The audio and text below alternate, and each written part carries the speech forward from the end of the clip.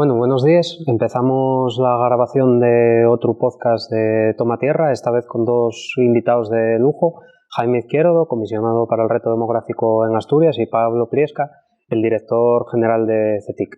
Ambos tienen una trayectoria profesional de muchísimos años y un conocimiento extenso tanto del mundo rural como de la innovación. Yo siempre intento empezar por una pregunta un tanto personal, aunque relacionada con el tema que estamos tratando, y en este caso escogí el descubrimiento o el redescubrimiento más bien que yo creo que sufrimos todos los que nos dedicamos a esto del mundo rural, que es ¿cuándo os disteis cuenta de que la cultura campesina que teníais al lado, desde que crecisteis los dos, ¿cuándo lo visteis como un elemento diferenciador, que no solamente era algo que estaba ahí, sino que era algo que había que mantener y exportar al mundo actual que nos rodea, porque tiene unos valores que son envidiables y necesarios? A ver, es la toma de conciencia, ¿no?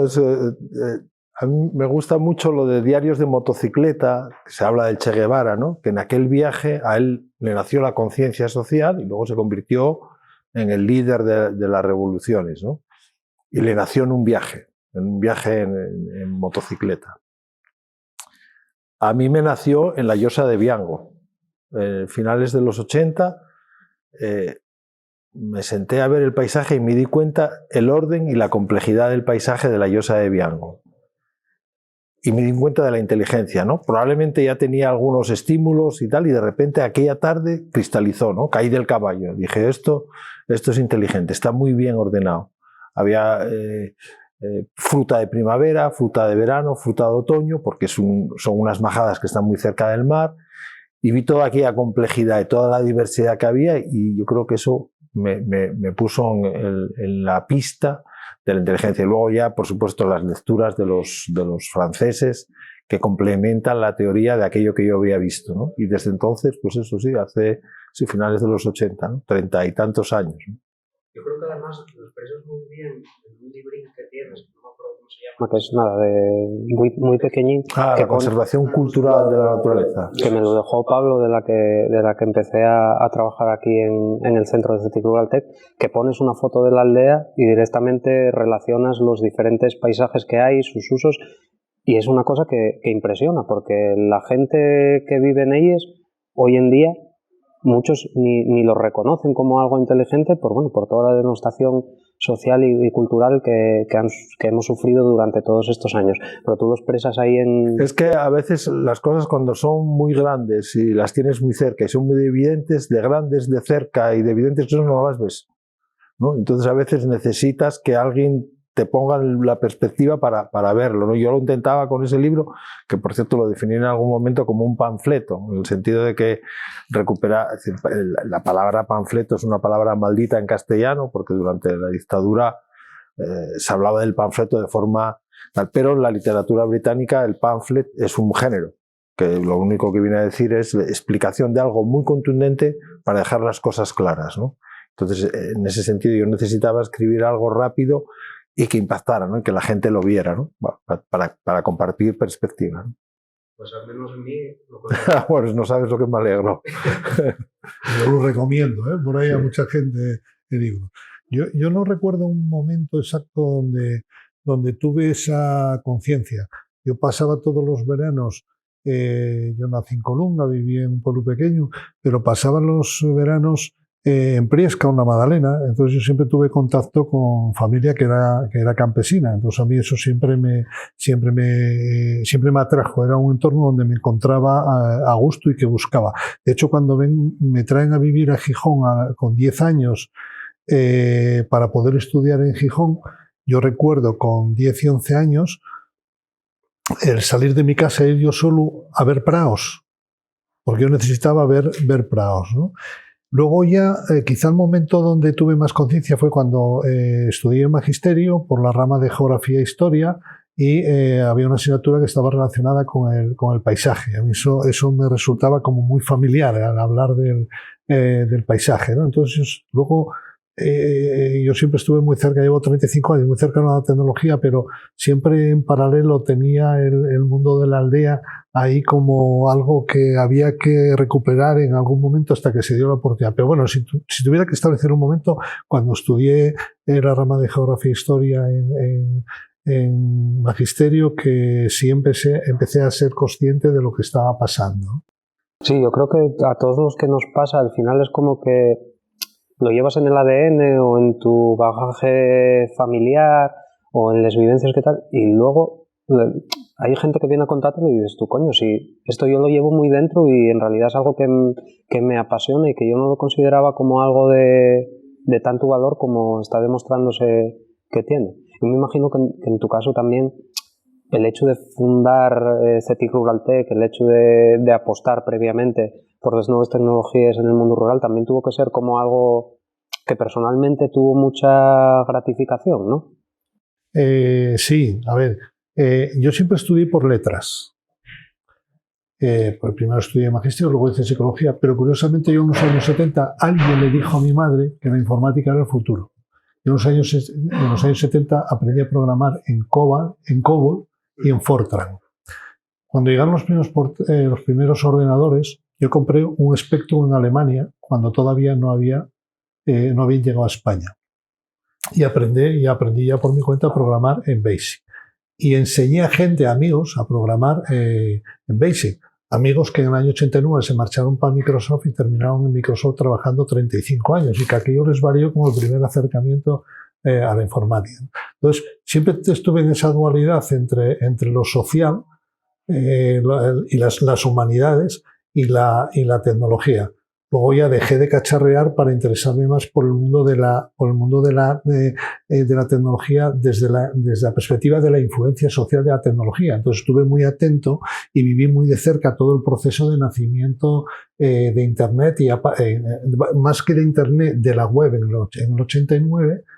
Y recuerdo que en el año 90 aproximadamente al director del Centro de Nuevas Tecnologías de Gijón le dije que había una cosa que estaban haciendo y que iba a ser una revolución, y me dijo que estaba muy ocupado para escuchar esas cosas ahora y que no le plantease cosas nuevas.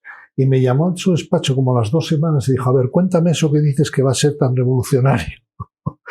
Dijo, bueno, pues síguelo y ya vemos el momento de entrar nosotros en ello. Y aquí era un centro de nuevas tecnologías relacionado fundamentalmente con la formación, ¿no?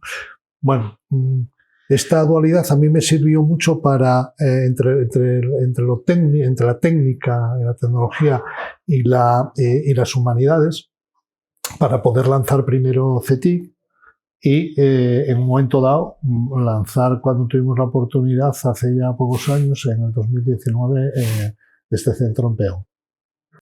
Bueno, entonces nos metemos un poco ya en materia de cómo nos metimos desde la perspectiva de la innovación y desde la perspectiva del análisis, ¿no? De qué había que hacer en el mundo rural. Me gustaría preguntaros brevemente cómo describís la encrucijada en que se encuentra el mundo rural, en concreto en Asturias. De modo genérico, ¿en qué momento lo veis? ¿Cuáles veis que son los pasos que hay que seguir? Y sobre todo, ¿cuáles son los desafíos que tenemos que afrontar en él? Es una pregunta compleja, ¿no? Porque lo que tenemos son, en algunos casos, intuiciones y apertura de debate sobre algunos temas, ¿no? Pero lo que sí es evidente es la necesidad del cambio. Es decir, ya tuvimos un mundo rural, un medio rural que funciona hasta mediados de siglo con dificultades, pero que básicamente tiene una conformación campesina.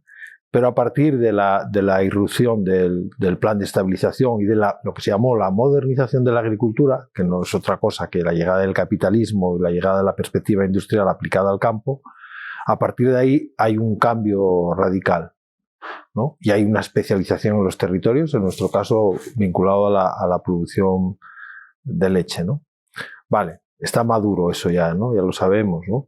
Y ahí sabemos también, es un análisis territorial así grosero, de brochazo, pero que nos sirve, que hubo territorios que no se pudieron intensificar, es decir, los territorios que tendrían dificultades para enlazar con la teoría industrial fueron, en primer lugar, los de montaña o los más alejados del centro, son los que se quedan en una situación de tierra de nadie, es decir, se quedan sin un modelo económico y de organización social y de organización territorial propio. El que tenían ya no vale, no vale porque las dinámicas económicas están marcando otras pautas, ¿no? Entonces se produce la desbandada, es decir, aparece, por tanto, también la industrialización industrial, valga la redundancia, vinculada a la minería y la siderurgia. Aparecen las ciudades ya como centros de captación de servicios, de empleo de servicios, y eso hace el arrastre. Y esos territorios quedan sin función, se convierten en unos territorios. Y en los años 80 empieza a aparecer la teoría de conservación de la naturaleza que yo combato no por otra cosa, sino por hacer una apertura sobre que esa teoría de conservación es una teoría demediada, porque despreció los hechos culturales de la conformación natural. Es decir, ahí había un montón de organización, había una economía, había un montón de información en el territorio que había dado esa conformación paisajística a la que le quitamos intencionadamente el nombre y lo empezamos a llamar espacios naturales y aplicamos unas teorías de conservación que a mi modo de ver están demediadas y olvidan un hecho fundamental, es que sin una economía pertinente y sin una cultura del territorio pertinente no hay conservación de la naturaleza. Y ese es el punto en el que estamos, ¿no? Y eso abre ahora un montón de posibilidades, pero también abre posibilidades con un problema de contrapeso, que es que toda la legislación que generamos era para hacer valer aquella teoría demediada. En algunos casos incluso hasta dogmática, ¿no? Y digo demediada porque solo se preocupó de la parte salvaje o la parte silvestre, ¿no? Si uno coge y analiza el PORNA, el Plan de Ordenación de los Recursos Naturales, se dará cuenta de algunas deficiencias importantes, ¿no? No vamos a entrar en ese detalle, pero creo que hay que analizar críticamente el PORNA para decir, y doy un brochazo contundente, que ni es plan, ni ordena, ni habla de los recursos naturales. Entre otras cosas porque no habla del sol, no habla de los vientos, no habla de los ríos, no habla del agua, no habla de los pastizales. Y rápidamente el PORNA aterriza ya sobre los componentes silvestres del territorio. Por tanto, es un plan de ordenación de los recursos silvestres, pero no de los recursos naturales de una región. Es otro concepto. Y no explica cómo se puede relacionar esa región con esos recursos naturales. Y ahí es donde estamos, porque si empezamos a analizar eso, veremos entonces las diferentes funcionalidades, ¿no? Que ya las enunciábamos en la Ley de Desarrollo Rural Sostenible, cómo habría un medio rural que iba a tener que estar vinculado, podía estar vinculado a la relación con la ciudad, el periurbano, cómo había un medio rural que se había intensificado y que tenemos que trabajar con él en esos términos, y cómo hay un componente de medio rural de naturaleza campesina que no tiene una economía propia y no tiene un proyecto propio y al que que tenemos que generarlo, ¿no? Y eso da pie seguramente a lo que hablaremos a continuación de por qué estamos aquí, ¿no?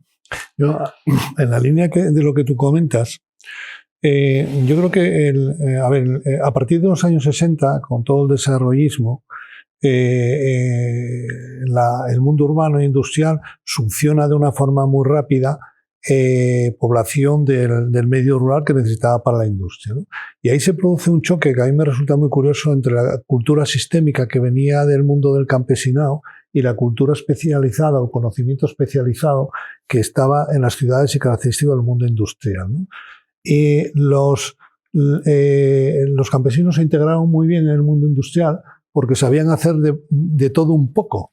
Entonces, especializarlos en torneros, en carpinteros, en fresadores, y se adaptaron al mundo urbano muy bien.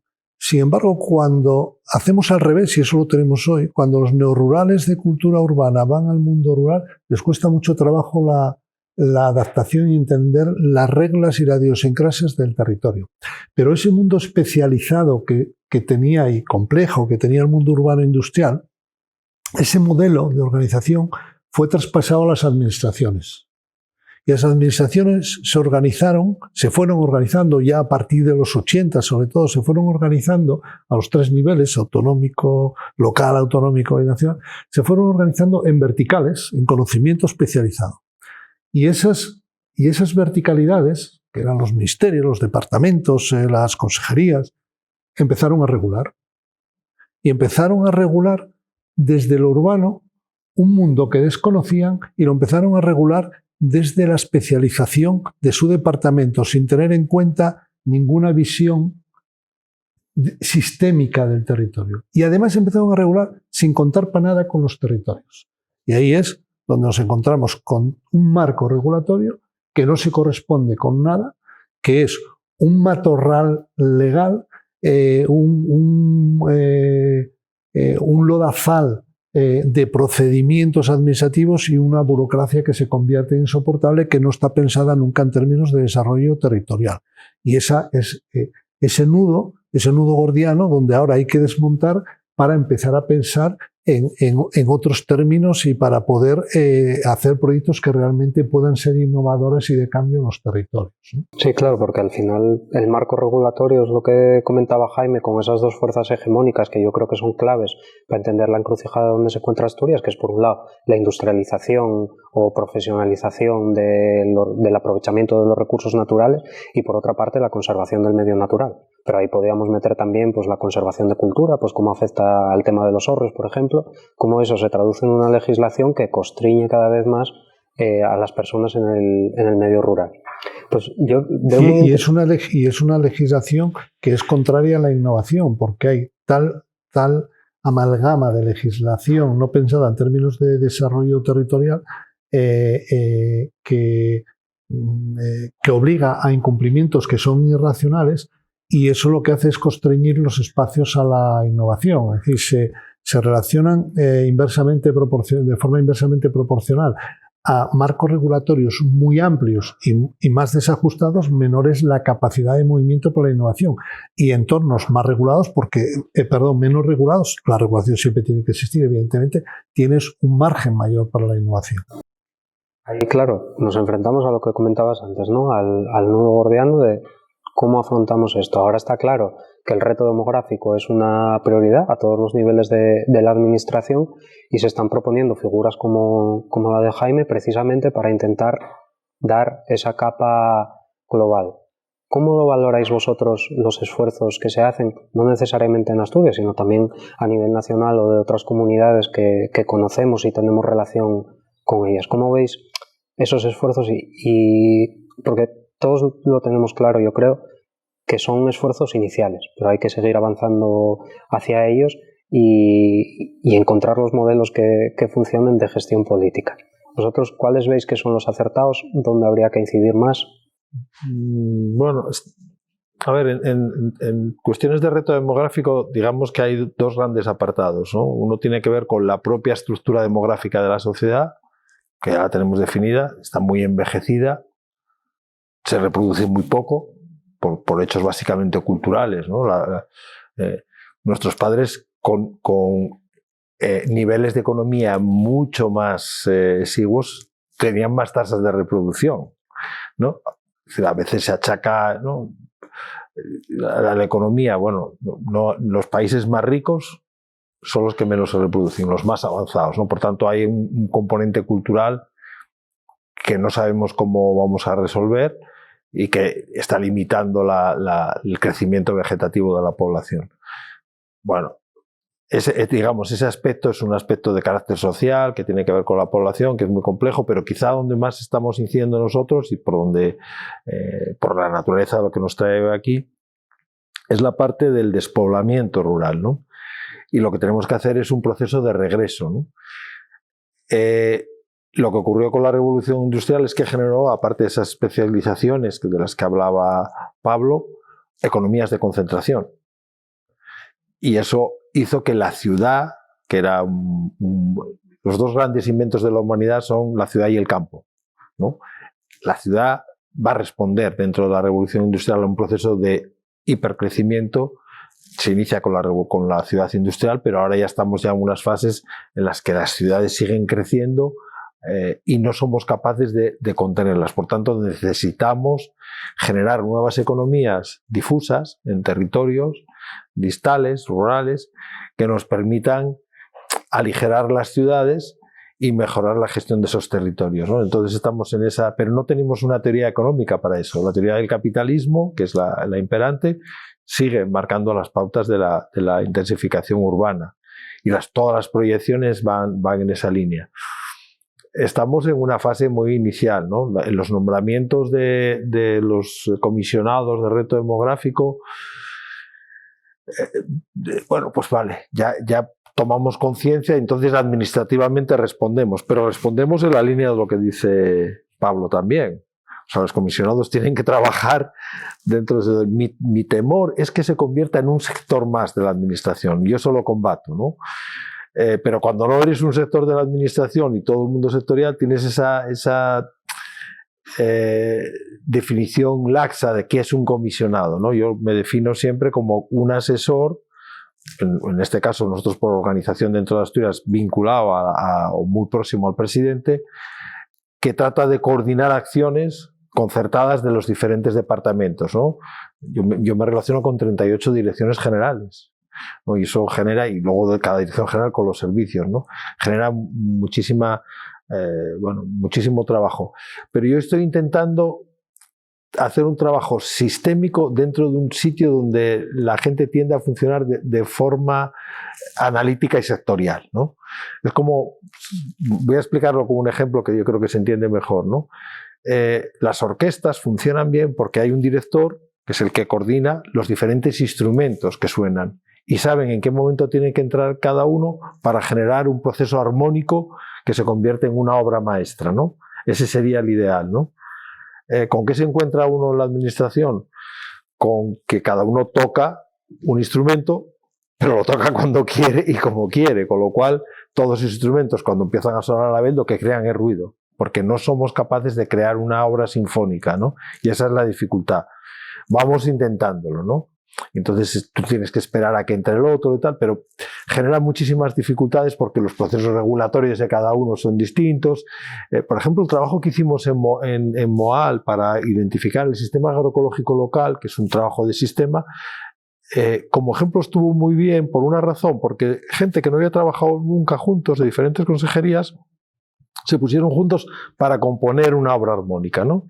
Entonces estaban los de cartografía, los de ordenación del territorio, los de concentración parcelaria, los del SERIDA, la gente de grupos de desarrollo rural, y seguro que me dejo alguno más fuera, ¿no? Y los propios vecinos, por supuesto, ¿no? Es decir, el conocimiento local y el conocimiento técnico, todo junto. Y al final ahí fuimos capaces de decir, bueno, el paisaje que tenemos es este y el que nos gustaría mantener es precisamente este, ¿no? Entonces, ese trabajo de hacer con diferentes actores que están en la administración y el vecindario un trabajo en común para que nos sintiéramos todos identificados y que sonara bien, es decir, que sonara como una orquesta, yo creo que esa es la línea de trabajo, ¿no? Y esto tenemos que afinarlo más, nunca mejor dicho, para hablar de... Pero ese es el trabajo, ¿no? que nos toca por hacer. Y sobre todo porque los procesos industriales crean tejidos industriales, pero nosotros estamos hablando de células. Nosotros cuando hablamos de una aldea o de una parroquia hablamos de una célula del territorio que da todos esos componentes relacionados entre sí. La escala de organización industrial necesita mucho mayor ámbito y funciona en clave de tejido, ¿no? Y con mayores distancias. Es decir, que esa explicación aparentemente confusa de si es posible generar economía en una aldea, nosotros creemos que es posible, pero necesita unos niveles de concertación y de organización que se dieron en el pasado y que se han perdido. Los que ahora viven en la aldea pueden tener recuerdos de cómo eran antes las cosas, pero ya no las practican. Y encima, en muchos casos también se perdieron las memorias porque las aldeas intentan funcionar en claves industriales. Es decir, se especializan también, ¿no? Es decir, yo me especializo en carne de vaca, ¿no? Entonces, en una aldea hay 400 vacas, ¿no?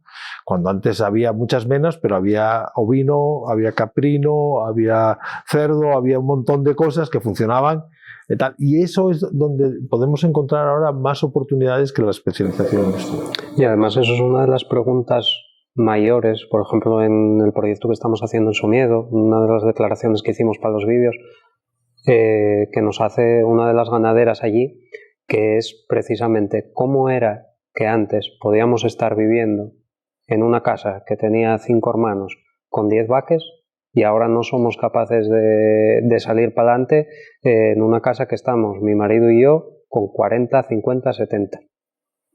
Y yo creo que esa parte de queja por la especialización es una cosa que, para mi gusto, tardó un poco en darse, pero que ahora yo creo que la gente lo tiene.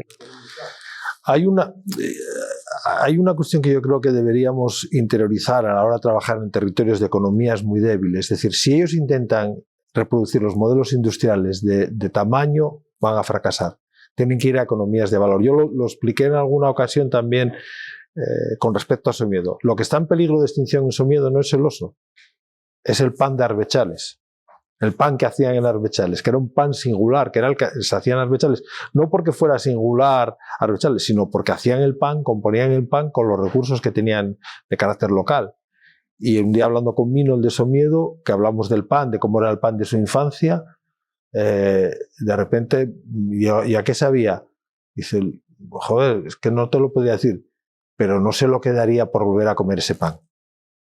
Es decir, y tú, si te empeñas en tener 80 vacas de carne para competir en el mercado de la carne indiferenciado con otros que hacen lo mismo, tendrás dificultades. Pero si compites con tu pan, no quiero decir que se vuelvan todos panaderos igual, pero la clave va a ser esa, es decir, combinar todos los procesos locales de manera que me den en la resultante final una economía razonable, que además yo vinculo a la conservación del paisaje del que vive el turismo rural y prevé un incendio. Es decir, de manera que ahí, nosotros estamos ahora con los rudimentos, pero esos rudimentos económicos funcionaron durante mucho tiempo.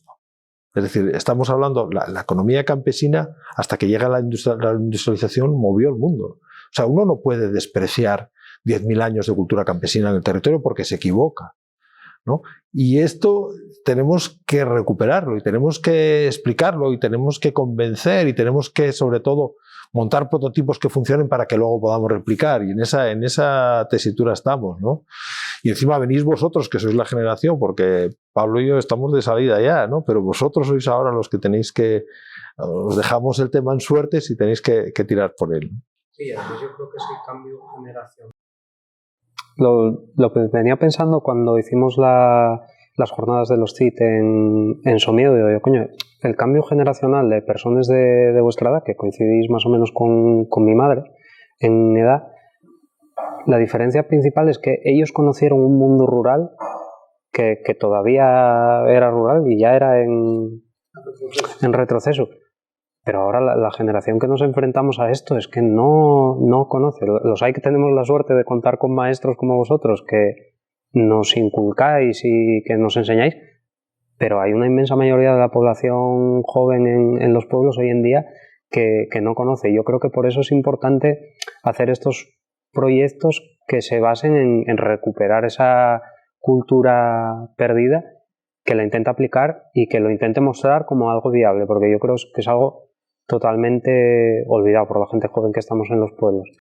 Yo en este sentido, a ver, yo creo que aquí hay que tener dos niveles de intervención que además tienen que compaginarse entre ellos, que es de abajo arriba y de arriba abajo. De abajo arriba me refiero a que cada territorio tiene que tener un proyecto de territorio. Y si no hay gente que crea en el proyecto de territorio, ese territorio lo va a tener complicado. Pero el proyecto de territorio es propio de ese territorio. A lo mejor a 50 kilómetros de otro territorio con características diferentes que tiene que tener su propio proyecto de territorio. Entonces, tener líderes sociales y una comunidad vecinal que esté tirando, eso es muy relevante. Pero luego eso tiene que tener otro... Y definitivo. Y definitivo, sí. Y luego está la otra capa, que es la capa política en el sentido más amplio de política, ¿no? A nivel estatal debiera establecer un marco regulatorio, una revisión brutal del marco regulatorio que deje espacios a que haya marcos regulatorios más ajustados a proyectos territoriales. De ahí la necesidad de revisar esos marcos. ¿Esto cómo se debe de organizar? No es fácil porque el problema es muy complejo.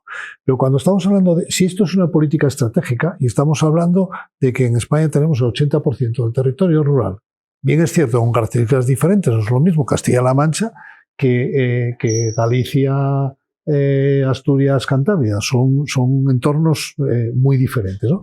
Pero, en definitiva, esto que se habla de la España vacía y todo esto, al final es el 80% del territorio. ¿Hacemos políticas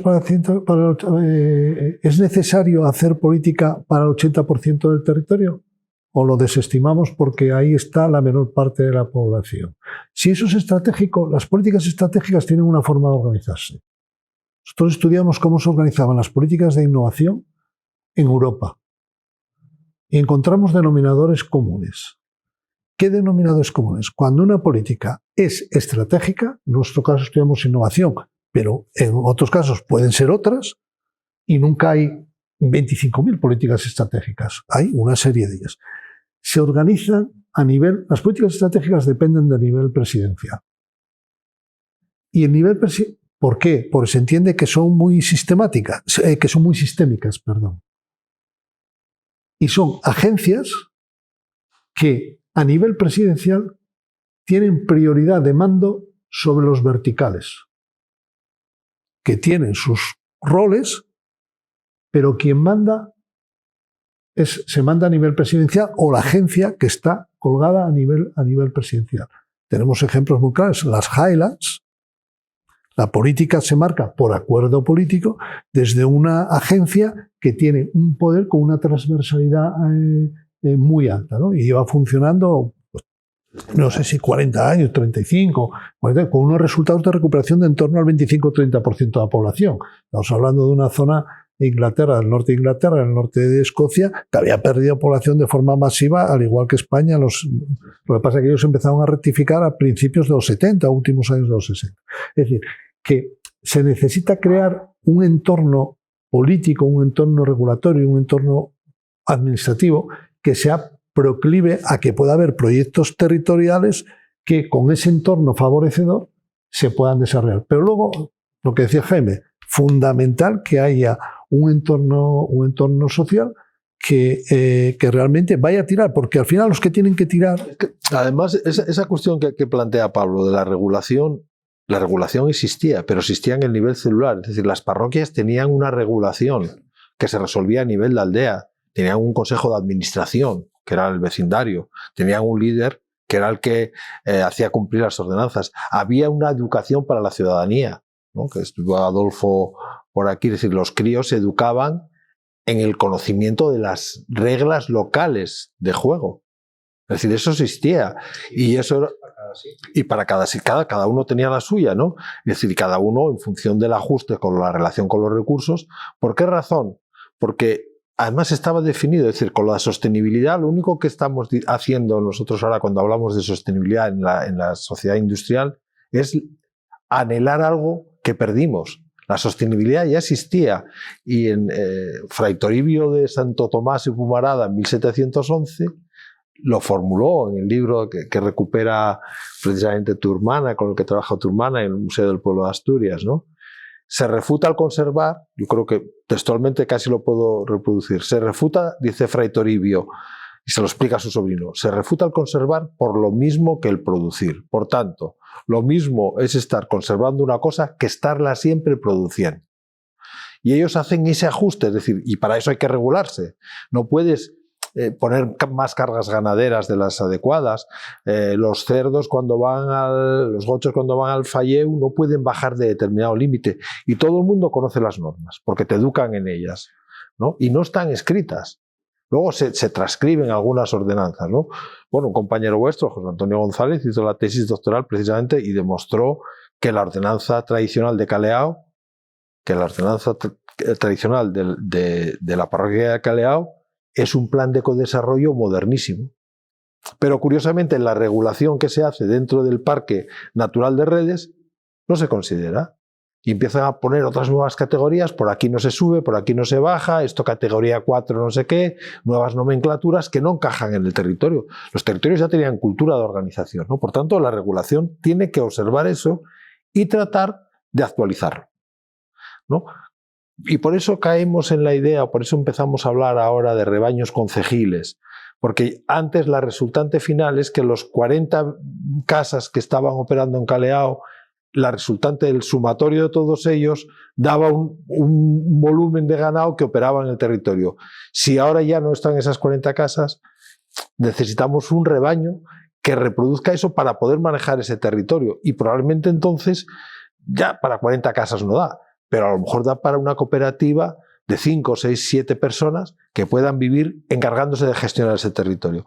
Por eso es tan importante la presencia de antropólogos, de etnógrafos, porque nos dan las claves de cuáles eran la normativa del territorio. La normativa existía, es decir, lo que tenemos ahora es una normativa que no se adapta a los territorios, lo que decía Pablo antes. Lo que necesitamos es una desregulación y un aprecio hacia la arqueología, es decir, o el pasado de esas formas de ordenación, que muchas probablemente estén ya desfasadas y no las necesitemos, pero muchas otras sí, ¿eh? En lo tocante a la gestión de los recursos naturales, para conservar la naturaleza necesitamos el orden campesino y la normativa campesina. Sí, yo creo que ahí estamos viviendo un proceso, por hacer el símil con toda una de las teorías que hay para el surgimiento de las religiones.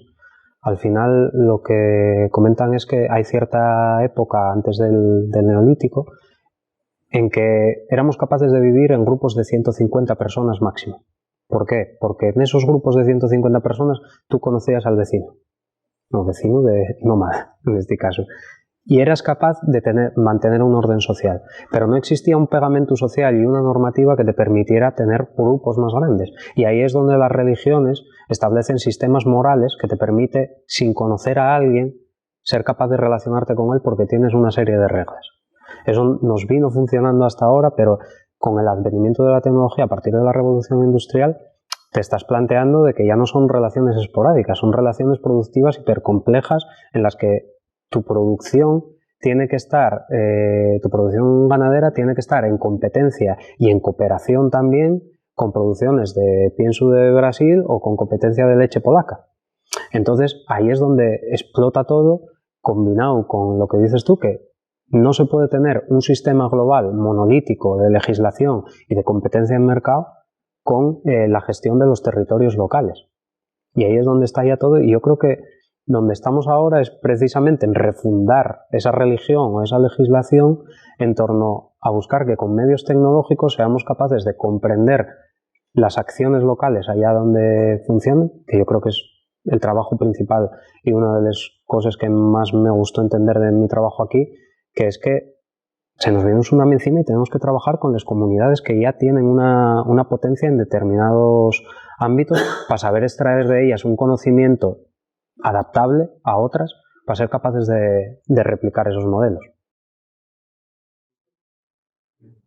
A ver, yo creo que lo que dices es cierto. Ahí la tecnología va a jugar un papel muy relevante. Está jugando un papel muy relevante en la agricultura industrializada, es decir, esto que llama la agricultura 4.0, que trae el modelo de la revolución industrial, porque es una producción en masa de alimentos y es la economía que está en esa economía de mercado internacionalizada. Eso es una realidad. Pero yo creo que comunidades más pequeñas, producciones más pequeñas, en el caso de la tipología de Galicia, de Asturias, de Cantabria, el sello de calidad debe estar en torno a producciones pequeñas pero de alta calidad alimenticia, y que lo que vendan realmente sea salud. Es decir, son alimentos que se consumen la mayor parte de ellos en cercanía, y es un poco volver con técnicas diferentes, pero volver a hacer producciones pequeñas que tienen un consumo cercano, ¿no? Como cuando la gente, no ir a la gente con el burro, como nos decía una paisana de aquí de Peón el otro día, que bajaba con los manzanes, con un burro cargado de manzanes, a la plaza de abastos de Gijón a vender durante unos cuantos meses después de la cosecha de manzana, ¿no? Las técnicas cambian, pero sin embargo esa producción de cercanía en pequeñas producciones, eso hay que recuperarlo. ¿Qué pasa? Que la tecnología ha pensado en la agricultura 4.0 y nosotros, aparte de que podemos estar ahí, nosotros desde aquí tenemos que estar pensando en cómo adaptar tecnología a pequeños productores. Guardians, un proyecto europeo, está pensado, un proyecto europeo que nos han aprobado, está pensado bajo esta perspectiva de cómo adaptar tecnología para pequeños productores, porque al final aquí el territorio es de pequeños productores. Sí, y formas de organización de esa producción también innovadoras, que por otra parte tampoco son, es decir, en el repaso, lo que antes hablábamos, hay tantos años de historia que uno encuentra referencias en el pasado, ¿no? De cosas que crees que son modernas pero ya se daban en el pasado. Pongo un ejemplo, ¿no? O un par de ellos. En las ciudades medievales existían los rebaños gremiales. Es decir, el gremio de industriales de una pequeña ciudad medieval en 1500 o cuando fuera, que como venían del campo y conocían la cultura campesina, que ahora ya no se conoce, tenían el encargo, entre todos, tenían un rebaño y tenían 2 o 3 personas que se lo gestionaban, con lo cual ellos recibían carne de calidad en su gremio, porque había alguien que los industriales de no sé qué tenían un rebaño, ¿no? Los concejos tenían sus propios rebaños también. Pero luego también se dieron, en algunos casos, en Italia, que las ciudades industriales o las ciudades medievales tenían una gran producción industrial en la época y vivía mucha gente y se habían quedado sin el hinterland alimentario, es decir, porque las ciudades se dimensionaban en función de la capacidad de producir alimentos alrededor. Esto estaba claro. Todas las ciudades medievales tienen origen agrario. Si tú no podías producir alimentos alrededor de la ciudad, no había ciudad. Tenías que tener agua, capacidad de producir alimentos y una muralla por si se ponía la cosa torpe y había que defender la ciudad, ¿no? De manera que algunas ciudades que ya habían crecido en exceso, lo que hicieron algunos barrios eran contratos de suministro con aldeas más lejanas. Entonces una aldea más alejada, bueno, suministraba y creaba un interland alimentario mayor para poder suministrar a ese barrio. Es decir, ese tipo de relaciones ahora nos viene bien, ¿no? Es decir, tenemos que pensarlo, porque ya digo que muchas de las soluciones del futuro van a estar o van a surgir de una interpretación inteligente y una rehabilitación del pasado. Y por eso nos interesa tanto el pasado, por eso nos interesa tanto la historia agraria de los países, por eso. Y curiosamente es como está en blanco, ¿no? No hay esas referencias, ¿no? Yo tengo mucho trato y algún día los iremos a ver, con los de Istagra, Historia Agraria de Galicia, que hay una gente muy interesante, y estamos en debate permanente, ¿no? Entonces tendremos que ir a verlos desde aquí porque nos interesa mucho, porque en Asturias no tenemos gente que haga historia agraria, ¿no? Y es importantísimo porque si vamos a volver a una alimentación de proximidad, y Francia está marcando la pauta, lo estamos viendo, cómo empiezan a competir ya con las producciones industriales, con producciones de calidad pequeñas y tal, si vamos a ir a eso necesitamos conocer la historia agraria. No, y ahí yo creo que dentro de Aldea Cero y todo el sistema agroecológico local, las acciones que tenemos es, por una parte, la trazabilidad blockchain, que yo creo que, no sé si te lo había comentado Pablo, uno de los comentarios que hizo Jaime en el vídeo, a mí me sorprendió, porque después de tantos años trabajando en blockchain, yo también, fíjate que un experto en blockchain anda copiándote también para estas cosas, pero comentaba él que el blockchain era la sustitución de la casería. Y es verdad, como sistema de confianza en la producción local. Una cosa clave, en el proyecto que estamos haciendo en Somiedo no estamos más que intentando modernizar los cuidados que se hacían de las infraestructuras comunes, que en este caso son los caminos, les brañes, por parte de los rebaños y que se les pueda recompensar. Antes se les recompensaba con un trabajo conjunto de la sociedad, pero ahora que cada vez que quedan menos ganaderos, la vía que estamos viendo es intentar certificar esos trabajos ecosistémicos y que la administración pueda pagarles directamente y pagarles a ellos en vez de hacer unos desbordes con maquinaria que muchas veces son peores, cuestan más y tienen un impacto medioambiental más negativo. Entonces, quería repasar así rápidamente diferentes acciones o campos de aplicación donde estamos trabajando en Aldeacero. Yo creo que el sistema agroalimentario local lo tocamos ya bastante. Otro de los sistemas que consideramos, o que consideraba Jaime y nosotros heredamos la ideología o la religión, como lo queramos llamar, es el sistema energético local. Ahí estamos conscientes de que hay una gran revolución en torno a la producción de energías renovables, la sostenibilidad, la producción de autoconsumo. Yo quería preguntarte, Pablo, ¿cómo ves desde tu perspectiva, que ya te enfrentaste a muchas de estas revoluciones, cómo ves esta nueva revolución en torno a eso, a la producción verde y sobre todo más ligada al consumidor y con las tecnologías de la información un poco como orquestadoras de todo este sistema complejo? Yo creo que las piezas están servidas. Es evidente que existen unos recursos naturales en el entorno, energéticos, que están ahí para aprovechar. Vale, pudiera suceder que no hubiera tecnología para aprovecharlos, pero es que no es el caso. Hay tecnología ahora mismo para aprovecharlos. Sin embargo, hay que hacer. El mundo de la energía lo dominaron siempre grandes operadores, pero el aprovechamiento de molinos, por ejemplo, a principios del siglo XIX en Asturias, en algunos molinos producían energía para alguna casa y habían iniciado. De hecho, aquí tenemos un ejemplo. Tenemos un ejemplo en el molino de Marcos, un molino que producía energía en Peón para la casa del conde, que era la casa donde veraneaba Jovellanos y de la familia de Jovellanos. Y hay más ejemplos en Asturias. Es decir, hay condiciones en el entorno de recurso para aprovechar. Hay tecnología para aprovechar.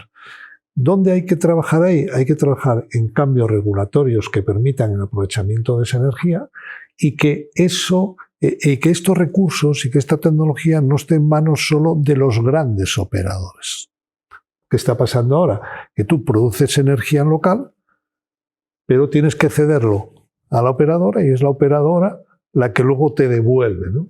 ¿Por qué no vas a poder tú producir y consumir directamente? Lo puedes hacer si no estás conectado a ninguna operadora, pero si quieres tener los dos recursos, ¿por qué no los vas a tener, no?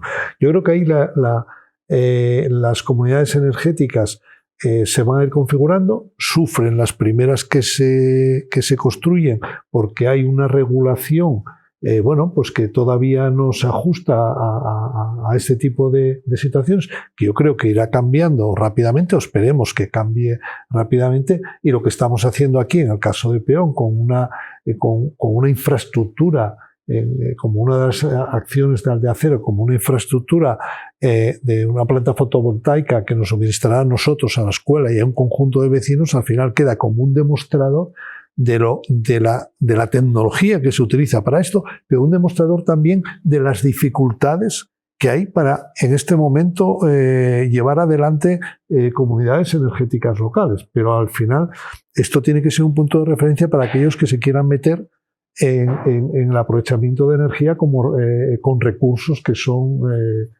locales. Los molinos es un ejemplo. Los saltos de los molinos son un ejemplo de reuso de los molinos, por ejemplo, con tornillos hidráulicos. Y además representan, yo creo que más allá de la soberanía y de, lógicamente, la transición verde que tenemos que hacer como sociedad, yo creo que representan oportunidades muy importantes a nivel de empleo local. Yo me acuerdo una vez, en CETIC me sucedieron muchas historias surrealistas, y una de las más surrealistas de todas fue cuando nos vinieron a proponer hacer centros de minería de Bitcoin en mines abandonadas y llenar aquello de servidores y tal. Y el tío montaba una infraestructura por detrás para justificar el hecho de que se estableciese allí hacer esta actividad un poco extraterrística.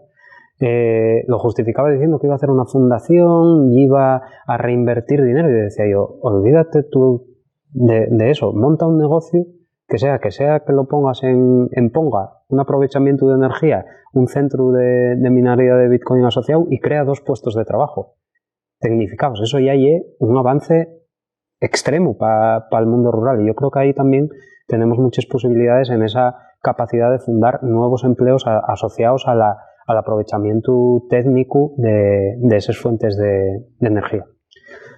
Otro de los aspectos que son, digamos, esenciales dentro del análisis de Jaime es el hecho de esa capa cultural que tiene que vertebrar todas las acciones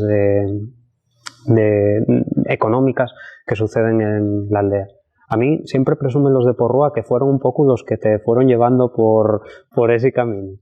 Entonces me gustaría que comentases pues, cómo empezaste a ver la importancia de esa cultura y cómo evalúas, por ejemplo, los esfuerzos que estamos haciendo en Porrúa. Pues lo habíamos tocado al principio, ¿no? La cultura es el elemento fundamental para la generación de la nueva economía y del manejo del territorio. Si no hay cultura del territorio, no hay territorio. Es decir, los territorios se convierten en salvajes. Es decir, si un territorio no tiene una cultura, es una selva, ¿no? Y la selva es otra cosa. Entonces, ese planteamiento es el que en el diseño teórico que tenemos de la aldea del futuro hay dos componentes que son los que trabajan sobre todo los demás, ¿no? Trabaja con el sistema agroecológico local, con el sistema energético local, con el sistema diversificado de empresas y con la propia comunidad. Y uno es la cultura del territorio, la cultura local, que está regulada y ordenada, que se conoce y que tiene su tradición y ahí tenemos que ver qué parte de esos elementos culturales van a formar parte, una vez rehabilitados y actualizados, del futuro y cuáles se van a ir para el museo, que eso es un debate que tenemos siempre. Y luego están las nuevas tecnologías que tienen que ver con el planteamiento que acabáis y que da título a Toma Tierra. Las tecnologías tienen que tomar tierra. Es decir, tienen que adaptarse al territorio y tienen que jugar con la cultura, ¿no? Si no hay eso, no funciona. Si un territorio no tiene cultura, no tiene conocimiento, no va a funcionar. Se convierte en un nuevo lugar, ¿no? Por eso la cultura lo va a impregnar todo en sentido muy amplio. Luego hay un añadido más en la circunstancia de las aldeas a las que nos enfrentamos, que ya no podemos solo hablar de la cultura del territorio, sino de las culturas sobrevenidas. Es decir, a los territorios rurales llega gente con otras culturas, de otros países, o con otras religiones, o con otras visiones, ¿no? Lo que ocurre es que tienen que integrarse sobre el lecho de la cultura rural y local. Es muy interesante el proceso de asiego, quizá más que el de Porrúa, porque el de Porrúa tiene una dimensión muy grande. Porrúa es muy grande, pero asiego tiene una dimensión pequeña y luego tiene un liderazgo cultural muy interesante, ¿no? Y muy seductor. De otras cosas porque te lo comes, ¿no? Que es los quesos, la sidra, la alimentación, la bella xalda y tal. Y cómo tú te estás comiendo ese paisaje y en el momento que te lo comes y forma parte de ti, tú te integras ya en ese paisaje, ¿no? Y los que llegan a asiego empiezan a entender la inteligencia del territorio, el liderazgo del territorio y la cultura del territorio. Por tanto, van a incorporar sus culturas. Y no hay en asiego distorsión cultural. En otros sitios sí, en otros sitios donde la cultura local no se manifiesta con tanta contundencia, pues aparecen los enterados, ¿no? Y aparecen los urbanitas y todos los que ya saben hacerlo, y hay sitios donde tenemos mucha distorsión y tal, pero en cambio en asiego no. En asiego es muy interesante lo que está sucediendo en ese sentido. Antes se me escapaba una cosa que quiero enlazar ahora, que yo creo que tiene interés. Todos los planteamientos de Aldea Cero, los planteamientos de Aldea Cero tienen efecto demostrativo o pretenden tener efecto demostrativo. Pero tienen que tener también, o tenemos que darle una vuelta, y este es un asunto, tienen que ser también revulsivos críticos.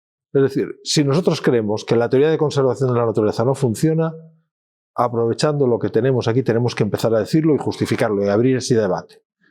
Porque probablemente esa forma abre la espita para ir puliendo elementos de la regulación que nos impiden el florecimiento de las réplicas, ¿no? Entonces tenemos que abrir ese debate para que le resulte más sencillo a los siguientes, ¿no? Si fuéramos capaces de poner en Moal, funcionar Moal, en los términos que tenemos en la cabeza y los términos objetivos y teóricos que creemos que pueden funcionar, demostraríamos que la aldea de Boal es más diversa que el monte de Muniellos que tiene detrás, si hablamos de biodiversidad. Es decir, una aldea que esté produciendo faves, que esté manejando tal, y que tenga una zona boscosa, tal, el sumatorio de especies que hay en una aldea funcionando es superior a si retiramos toda esa cultura y dejamos que el bosque de Muniellos lo invada. Por tanto, esa revisión de la teoría de conservación la podíamos hacer ahí, y tenemos dificultades, ¿no? y las anuncio. Cuando empezamos a hablar de la utilización de biomasa, que lo que queríamos hacer era utilizar la biomasa que hay alrededor de Moal, que la tenemos ubicada, para producir agua caliente y calefacción. Pero no es la biomasa del capital, es la parte de rendimiento de esa biomasa, que encima mejora el capital. Es decir, si a un castaño que sale con 4 pies yo le quito 3 y dejo 1, ese castaño va a ser más saludable, va a funcionar mejor, y esa biomasa que yo retiro la quemo y produzco agua caliente y calefacción.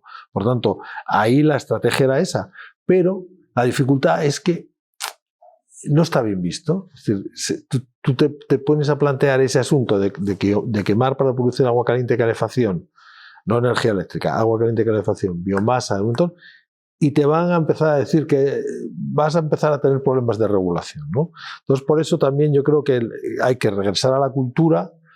Las comunidades energéticas existían en las sociedades tradicionales, y ahí me lo explicaron en Moal, y ya lo había visto en más sitios, ¿no? Cuando hacían la recogida de las leñas para todo el invierno, lo hacían en común, lo hacían todos los vecinos, preparaban lotes, y si había 30 casas, se preparaban 30 lotes más o menos parecidos, y luego había un sorteo de los lotes. Te tocó el lote 14 y tal, y luego entre todos los tractores bajaban, entre todos los carros, bajaban el lote a tu casa, y luego bajaban el otro, es decir, que había comunidad energética. Es decir, que por eso es muy interesante que a veces cuando vas aparentemente en un sitio hablando de cosas muy novedosas, cuando ves la traducción histórica, dices, coño, no, pero si las comunidades energéticas existían, ¿no? Y ahora también, por eso es el problema, antes lo decía Pablo, necesitamos 2 cosas, que haya comunidad, pero que haya memoria de la cultura del territorio, porque será fácil hacer el anclaje, la gente lo entenderá más rápido. Si no, si la gente está desmemoriada y ya no lo sabe, tendremos más dificultades. Está claro que yo, como siempre, defino mi trabajo y es de recuperar esa cultura y lograr traducirla mediante medios tecnológicos para que la gente lo entienda y entienda lo necesario que es. En este caso, en términos económicos, pero en el término de la cultura, en la importancia que tiene a la hora de la dinamización social. Me parece el evento más importante, o la característica más importante. Y está claro que en Asiego sí que es verdad que parece parece de película cómo logran esa integración. Yo el caso de Porrúa lo veo más cercano a mí porque los miro con envidia. Y nos pasaba en una de las grabaciones que hicimos allí, para la plataforma que estamos haciendo de contenidos culturales, que era las fiestas de San Julián. Y entonces se juntaban todos los guajes, se vestían de porruanos, hacían los bailes ellos. Decía yo, primero, la cantidad de guajes que hay en Porrúa. Eso tiene que influir la dinamización cultural. Y además, tiene que influir en que yo creo que ellos manejan bien ese nuevo esquema de población rural, que no es solamente la gente que pasa allí todo el año o la gente que pasa allí toda la semana, sino que se junta con gente que tiene que estar fuera por motivos laborales y vuelve todos los fines de semana, pero está claro que a Porrúa vuelven porque hay un sistema cultural que les permite tener un ocio, y a otros pueblos no vuelven porque no existe esa cohesión social ni ese sistema de ocio. Entonces, claro, yo veía aquello y yo lo primero me preocupaba y decía yo, coño, parece que hay más guajes en Porrúa que en Arriondas. Y lo segundo, yo pensaba en el Boyu, que es la fiesta más así, que nos vestimos también de porruanos y de llaniscas, y a mí lo que me daba envidia es que tú al Boyu vas a la Plaza del Cañón y lo que hacemos la juventud de Arriondas es vestirse o no, pero estar tomando el vermú y viendo a grupos de bailes regionales que vienen de fuera a bailar. ¿Cómo es posible que en un pueblo como Porrúa tengan este establecimiento para generar ellos la cultura y para generar de verdad un espectáculo que está pendiente de la gente y que tiene? Entonces, quería preguntarte a ti, Pablo, por la otra derivada que tenemos también en este sentido, que es el aula intergeneracional que tenemos aquí y la asociación que estamos haciendo con la plataforma de contenidos, generando contenidos, porque sé que fue un proyecto que salió de ti y sigues muy, muy de cerca.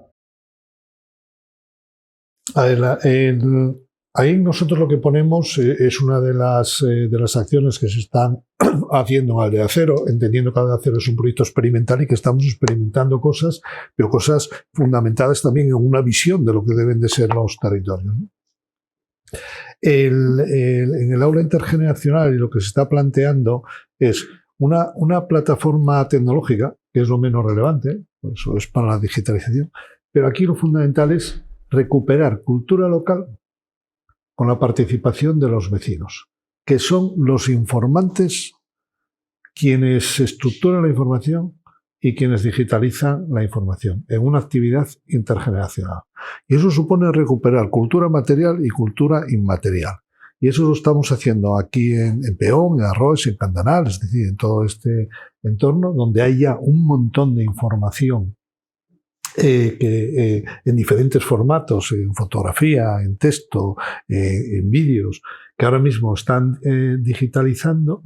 Pero esto se está haciendo también en Porrúa, esto se está haciendo también, o se va a empezar a hacer en Asiego, donde la innovación es de tipo social. Es decir, nosotros ponemos la tecnología, ponemos el método, pero son los vecinos los que están introduciendo la información. No había actuaciones de este tipo micro. Cuando los ayuntamientos tienen web con información, sí, y contratan a una empresa para que metan los contenidos. No.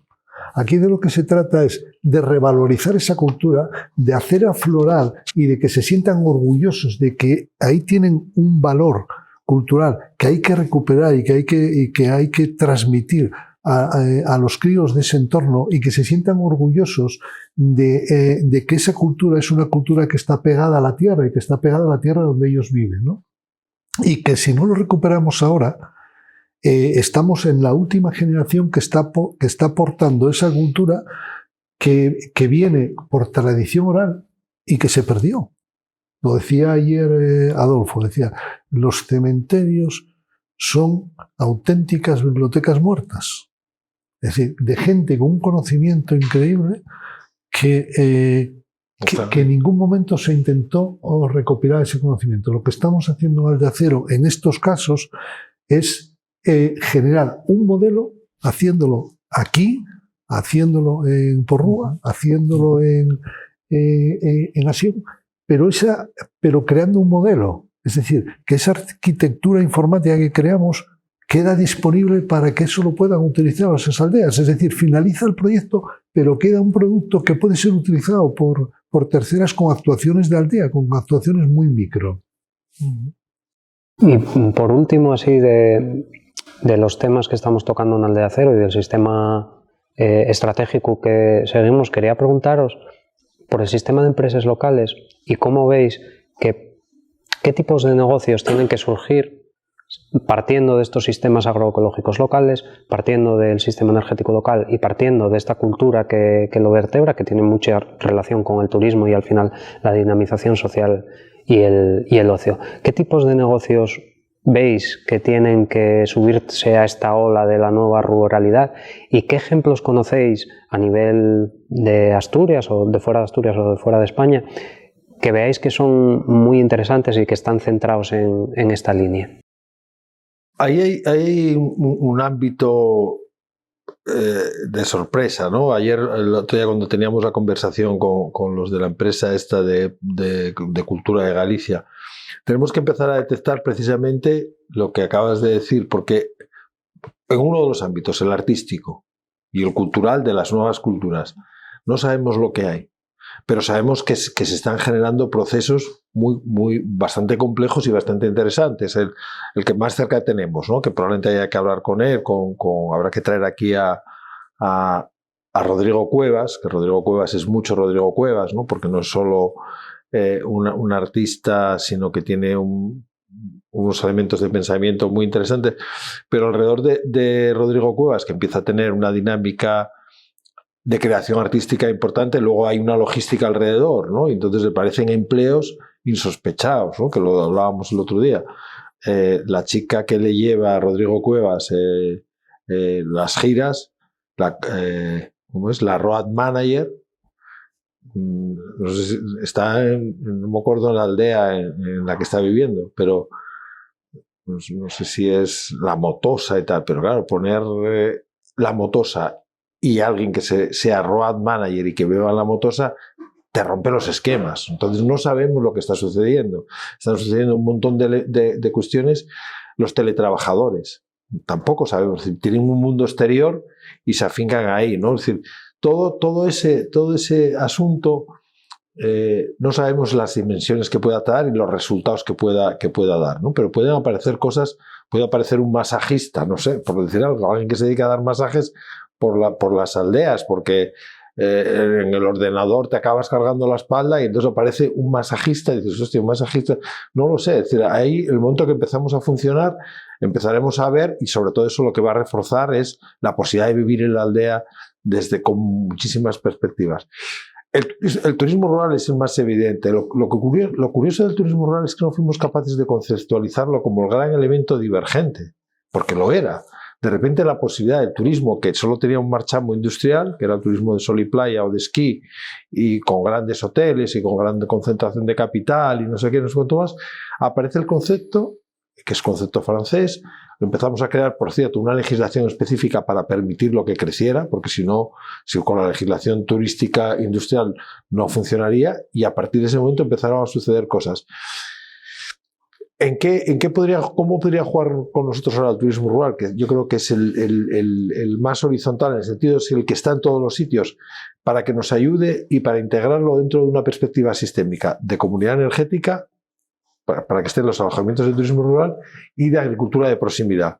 Es decir, que sea posible que yo cuando voy a un alojamiento de turismo rural coma lo que hay ahí alrededor, que ahora no se puede. Es decir, estás viendo los huevos, estás viendo los chorizos, estás viendo tal, y la venta directa, bueno, todo eso, es decir, integrar al dinamizador de turismo rural. ¿Por qué razón? Porque el cliente que va allí en un momento determinado también se convierte en cliente del producto local. Y yo quiero los chorizos de cabra vieja que se hacían en San Esteban de Cuñava, porque alguien los hace y tal. Entonces, eso vamos a ir viendo cómo se va a ir abriendo, todas esas posibilidades de ámbito diversificado, y nos van a ayudar a manejar las otras dos, ¿no? Porque además muchas veces yo creo que uno de los problemas que hay al diversificar y al concienciar en el sector primario es que os estás pidiendo que carguen con todo. Es decir, les estás pidiendo que hagan la plataforma online, que vendan, que tal. Y muchas veces no miramos a otros sectores como el turismo. Es que igual la gente que tiene que vender la carne o los chorizos a los turistas no tiene que ser el ganadero. Que habrá ganaderos que se ellos den muy bien, ¿eh?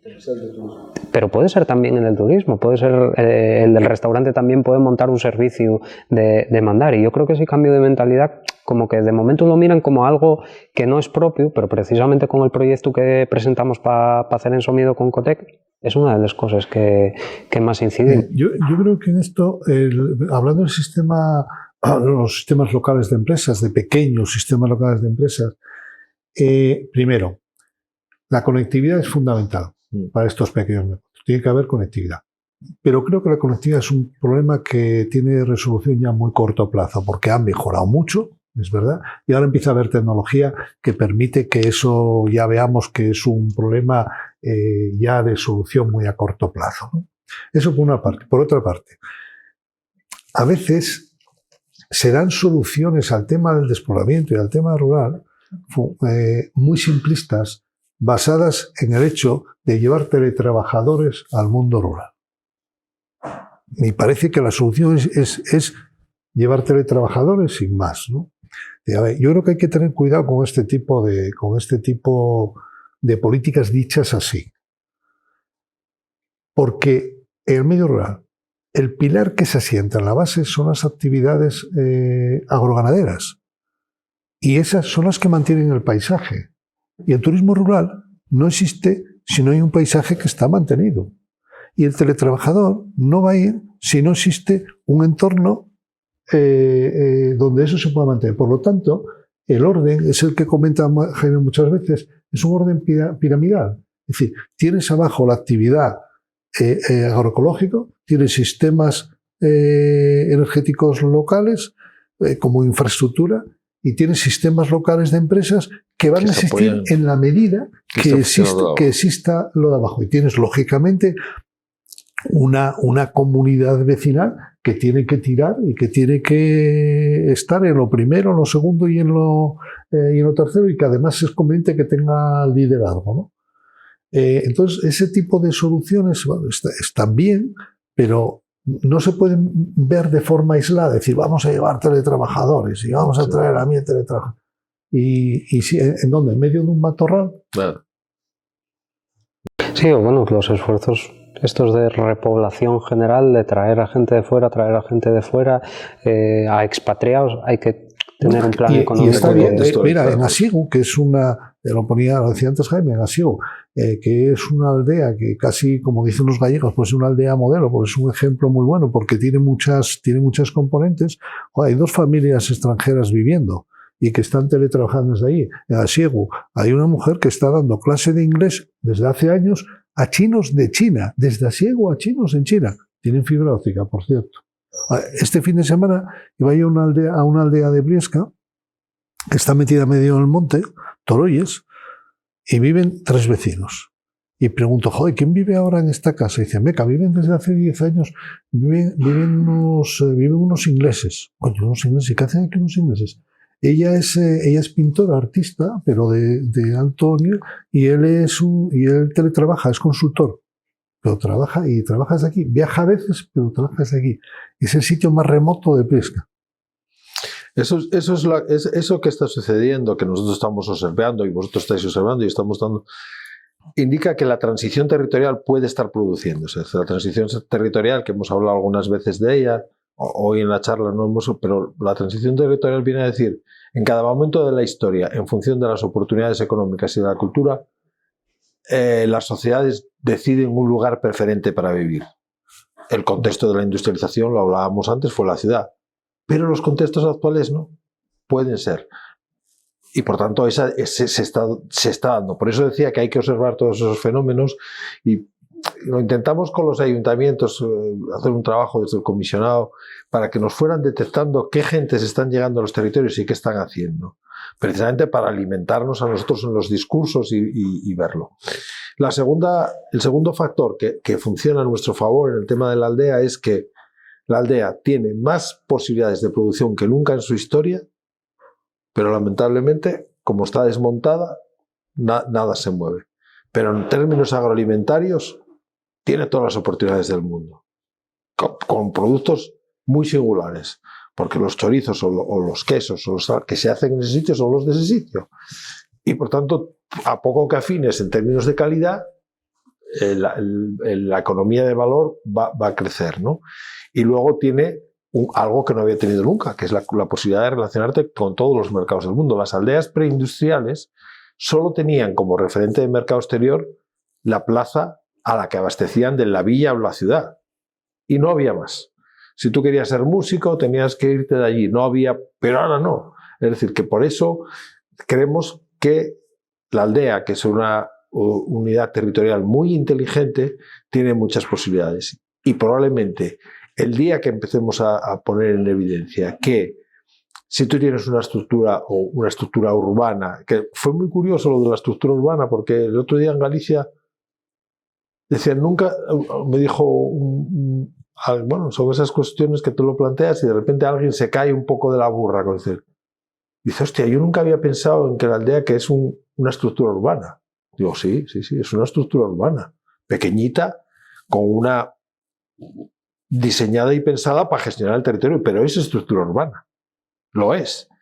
Quizá siempre había pensado que era el campo y la ciudad. No, la aldea es una estructura urbana. Está ahí. Entonces, esa estructura urbana es inteligente y es la que nos puede garantizar la seguridad del territorio.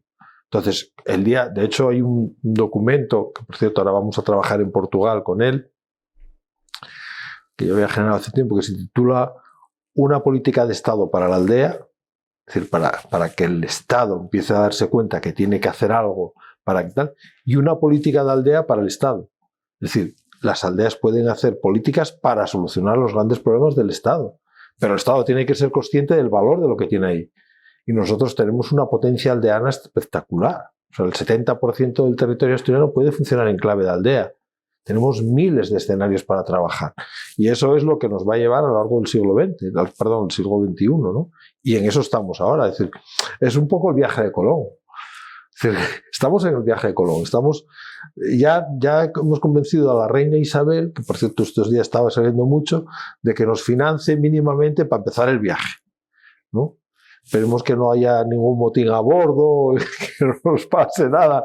Pero bueno, parece que hemos iniciado ese viaje. Y esto dentro de unos años dirá, joder, es normal que alguien inició el viaje, ¿no? Y si no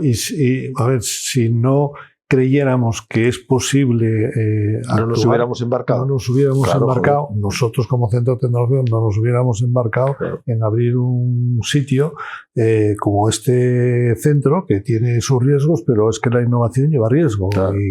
Pero lo que queremos es conseguir la segunda característica de innovación. Y riesgo, pero que tenga impacto. Sí. Hay muchas cosas que tienen riesgo, pero luego no tienen ningún impacto. Corremos el riesgo, pero buscando el impacto. Y el impacto es generar modelos a base de el impacto positivo, no el impacto de pegarte un golpe. No. El impacto puede ser económico, puede ser social, ¿no? Sí. El impacto o territorial. En este caso estamos pensando en impactos territoriales. No, yo creo que ahí, al menos Aldea Cero, dentro de todas las cosas que comentamos, cumplió el objetivo de dar un nombre a la estructura urbana que comentabas. Porque a mí, una de las cosas que siempre la gente mira con extrañeza, y yo lo intento explicar lo mejor que puedo, es ¿por qué Jaime habla siempre de la aldea y no de los pueblos, que ya como se conoce realmente en tal? Y yo siempre lo intento explicar de manera que realmente dándole un nombre es cuando te das cuenta que la estructura urbana que nosotros tenemos montada no es la misma que hay en León, no es la misma que hay en otras partes de la península, y ese es el primer paso para darte cuenta de que tienes ahí una estructura productiva que tienes que recuperar. Por una razón, porque todas las aldeas son pueblos, pero no todos los pueblos son aldea. Entonces, ¿qué es lo que le diferencia? Una aldea es una estructura que sabe gestionar la naturaleza y que está creada para la gestión de la naturaleza y para la producción de alimentos alrededor. Es decir, los pueblos no. Los pueblos, Blimea es un pueblo, pero no es una aldea. Pero tampoco es una villa, Blimea. La villa, el elemento fundamental de la villa es una cierta concentración de servicios y un mercado de carácter comarcal, que se abastece con el resto, y una estructura urbana un poco mayor, con un cierto comercio y tal. Eso es una villa, ¿no? Y la aldea, y luego hay pueblos, Villa Mayor es un pueblo, pero no es una villa, Sebares, estos pueblos de carretera que se crean tal, son pueblos, pero no son aldea. Entonces, y hay que reivindicar el papel de la aldea porque es estratégico. La presencia de la aldea histórica, es decir, como fueron estratégicas las ciudades medievales, son estratégicas las aldeas para la gestión de la naturaleza, que es algo que preocupa, ¿no? Sin embargo, un comentario solo, curiosamente, lo que hizo la Revolución Industrial y el mundo urbano, sobre todo el mundo urbano, fue repudiar a los padres y a las madres. Los padres y las madres de las ciudades son las aldeas y los pueblos. De ahí salió la población. Sí, ¿no? sí, eso fue tremendo. Pero es que además es curioso porque la tabla rasa que hace el pensamiento industrial con respecto al preindustrial es demoledor, ¿eh? Por alguna razón que yo no... Es decir, hay lugares donde se mantiene. Es decir, a ver, Francia tuvo esa reflexión dual, ¿no? Es decir, vale, la industrialización y esto va a estar bien, pero vamos a sujetar esto. Y eso es lo que les permite ahora en mejor posición. Pero en el caso español, la aniquilación del pensamiento rural fue brutal a partir del plan de estabilización.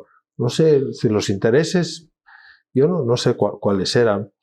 Hay dudas, ¿no? Sobre si alguien pretendía mantener el modelo anterior, a lo mejor evitaba que no surgiera el industrial y por tanto, no lo sé, ahí habría que darle una vuelta, pero lo que sí es cierto es que se anuló totalmente el pensamiento campesino. Y además en el caso de Sebares y de Villamayor, precisamente es enigmático porque lo ves como un pueblo de carretera y con las industrias, en este caso la de Chupa Chups y la de Nestlé, como elementos que vienen de fuera a traer todo eso. Yo creo que además, ya lo había contado en un podcast igual, de mi abuela, que ella vivía y regentaba, digamos, y tuvo que enfrentarse al reto de reformar lo que ahora es Casa Marcial en la Salgar. Y ella cuando reformó eso, vio que no tenían llagar por desuso y vio que el bar tienda tenía como elemento principal el poder mallar manzana para hacer la propia sidra, que es lo que estamos reivindicando precisamente para los negocios rurales. Entonces ahí aprovechó y fue con la burra hasta la Nestlé en Sebares a pedir que le dieran un crédito. Que ya ves tú, una paisana de la Salgar yendo allí en esos años a pedir un crédito. Le dieron el crédito para regar el llagar y la vieron con tanta perspectiva de negocio que la encargaron la recogida de leche de por la zona del valle. Con esta historia damos un poco de finalización a todos estos temas y me gustaría, para acabar, pensar un poco en el futuro. Tenemos Aldea Cero, pusimos en el mapa el sistema productivo de la aldea. Hemos, yo creo que, abierto líneas estratégicas como son la comunidad energética, como son la trazabilidad de producto, como son la recuperación de cultura y sobre todo el cuidado del paisaje y el medio ambiente. Ahora nos enfrentamos a cómo cristalizar eso. Y ahí entra el CIT y me gustaría que para cerrar hablarais un poco de cómo vamos a pasar de ese proceso focalizado de modelos a intentar trabajar con los agentes territoriales y llevar estas innovaciones a todo el territorio. Bueno, ahí cambiamos de escala porque el Centro de Innovación Territorial hay que reconocer la valentía y la visión que tuvo Paco Boya, el secretario general de Reto Demográfico. Hay una cuestión también, yo creo que inherente desde el punto de vista personal. Paco nace en el Valle de Arán, es una persona que practica la cultura del Valle de Arán, toca música aranesa, escribe en aranés, pero tiene la dimensión cosmopolita, ¿no? Y entonces él se da cuenta de que el elemento diferencial que puede hacer que los territorios rurales den un salto de escala y empiecen a funcionar es la innovación territorial, ¿no? Y él defiende esa figura, la creación de unos centros de innovación territorial. Tenemos un diálogo con él. Bueno, el diálogo es muy anterior, es decir, llevamos muchos años trabajando conjuntamente, dándole vueltas, ¿no? Entonces, cuando él plantea eso, a nosotros se nos abre la posibilidad. Es decir, y ahora, en la reunión que tuvimos en Somiedo, hicimos esa declaración. Lo primero que se dice fue: el elemento detonante del cambio con respecto a la visión territorial en el mundo rural de los años 90 fue el concepto de diversificación rural, ir más allá de la producción primaria. El concepto ahora, 30 años después, es la innovación territorial, que enlaza con lo que ya veníamos haciendo de Aldea Cero. Y esto lo que le va a dar es como más dimensión y más estabilidad. Vamos a hablar de innovación territorial en los tres ámbitos: en el ámbito del medio rural periurbano, es decir, las ciudades tienen que empezar a tener conciencia de que su medio rural alrededor de la ciudad. Ayer estaba hablando precisamente de Oviedo, ¿no? Oviedo tiene probablemente, y es un asunto que hemos hablado aquí, y en algún momento habrá que hablar con Oviedo, Oviedo tiene probablemente el medio rural más interesante y más diverso de España. No es porque nosotros seamos de aquí, pero los componentes que tiene son espectaculares. Por tanto, hay que hacer innovación territorial ahí. Hay que hacer innovación territorial en los espacios que tenemos intensificados. Y, por supuesto, seguiremos haciendo innovación territorial en la aldea, que fue donde surgimos, ¿no? Los centros de innovación territorial nos van a dar esas tres dimensiones de trabajo, ¿no? Y hay que ir haciéndolos crecer, pues con las mismas dificultades que tuvimos cuando montamos el primer grupo de desarrollo rural en el Oriente, en el año 91, que nadie sabía lo que era tal, y ahora todo el mundo sabe, ¿no? Ahora quizá a lo mejor están excesivamente burocratizados y excesivamente institucionalizados, ¿no? Pero bueno, el Centro de Innovación Territorial les va a dar revulsivo. Y la clave es esa, porque yo creo que está bien definido en CETIC, y vosotros tenéis bien definido y tenemos bien pillado, que el componente de innovación territorial es la combinación, que hablamos a lo largo de toda la charla, entre la cultura local y la tecnología apropiada para mover esa cultura local. Y ese va a ser el elemento detonante, ya digo, de todo lo que puede venir en el futuro. Y nos coge de retirada. A mí me gustaría, hay veces que pienso, digo, joder, me gustaría volver a tener 25 años y empezar ahora con esto, porque suena tan bien, pero nos vamos a retirar, ¿no? Así que os toca a vosotros. Sí, yo, bueno, añadir alguna cosa a lo que comenta Jaime, pues estoy totalmente de acuerdo con el planteamiento que se hace desde el Ministerio. Yo creo que permite las suficientes flexibilidades a los territorios para ajustar los centros de innovación territorial a estados diferentes de territorio. Aquí la idea es no crear estructuras nuevas, sino aprovechar estructuras que están creadas. Los REAE y los grupos de desarrollo local están creados. Nosotros estamos creados. Entonces, ¿cómo juntar estas dos estructuras para crear un centro de innovación territorial que realmente pueda tener impacto en el territorio, ¿no?